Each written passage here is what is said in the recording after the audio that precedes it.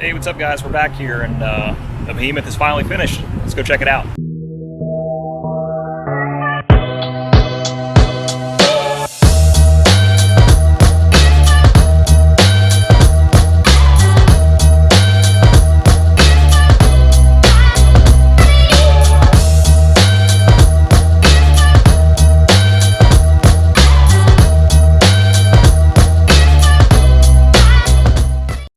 What's going on guys? Cody here, aka the Red-Headed Upfitter. I'd like to welcome you guys to our first episode of Behind the Lights. This series is going to focus on what exactly is involved in turning a consumer vehicle you buy off the lot into a full functioning emergency vehicle, from the lights, sirens, cages, push bumpers, the whole 9 yards. So our first episode today is going to feature a nice 2022 Ford F250 for the Rochelle Park Police Department. Now this thing is absolutely loaded with lights. I think there's somewhere around 50 light heads going into it, somewhere in that area, including the light bar. It's all going to be controlled by the SoundOff Signal blueprint system. We have a few Weston off-road lights on there, a Satina push bumper, a Havas console. So yeah, just make sure you guys like, subscribe, and see you guys at the shop.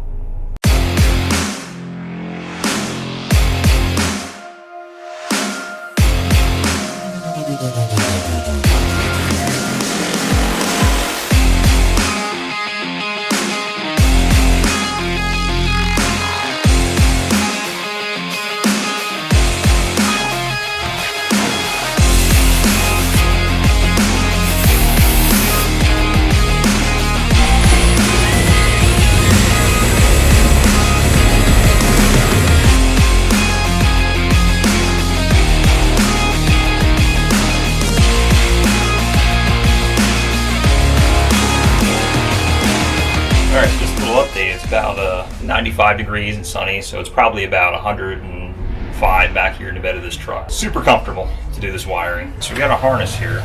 So what we have here, this is called a remote node. So those of you that aren't familiar with the blueprint system,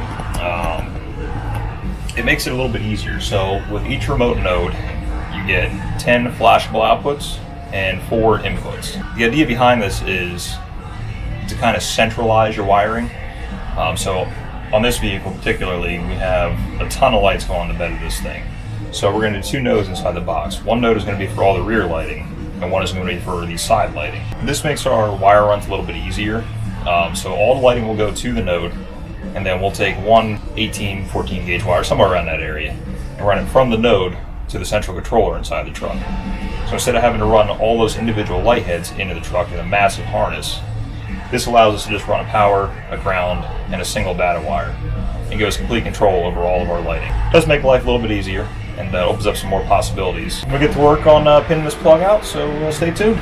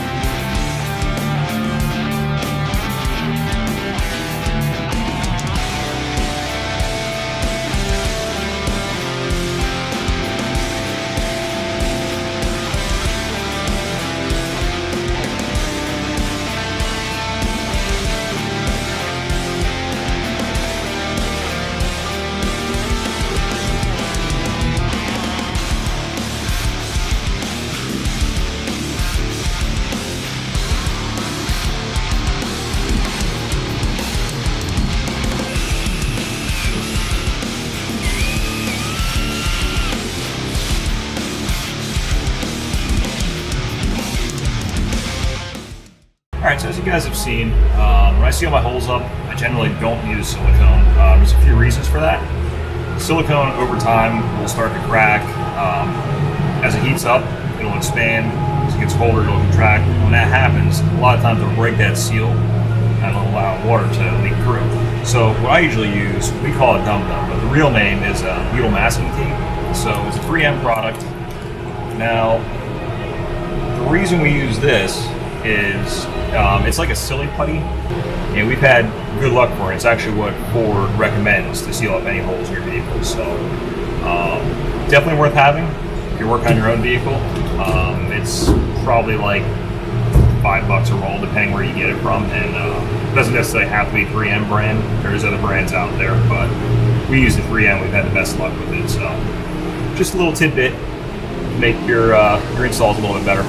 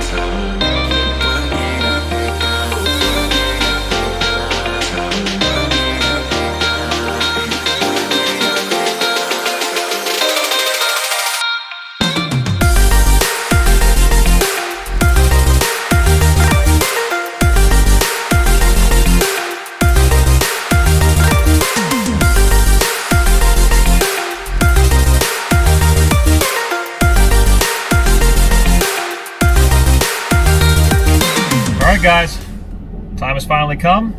The F250 is complete. So customer's on the way to pick it up. So a quick walk around before they get here. Check it out.